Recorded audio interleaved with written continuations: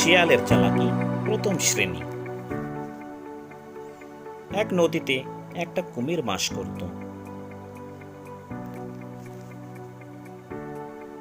একদিন একটি শিয়াল নদীর তীরে জল খেতে আসলো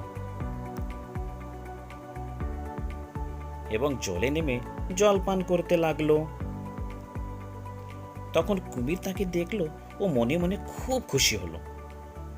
চট করে সে শিয়ালের পা কামড়ে ধরল।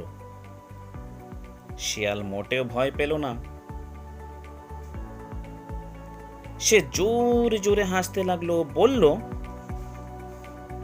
ভাই কুমির, তুমি দাঁতে কাঠ চেপে ধরেছ, এইটা আমার পা। শিয়াল তার অন্য পা কুমিরকে দেখালো। কুমির কামড়ে ধরা পাটি কাঠ ভেবে ছেড়ে দিল। শিয়াল লাফ দিয়ে জল থেকে উঠে এসে বলল, ভাই কুমির, কাঠ কাকে বলে তুমি তাও জানো না? এই বলে শিয়াল বনে চলে গেল। এক কথায় উত্তর দাও। নদীতে কে থাকতো, কুমির না বাঘ?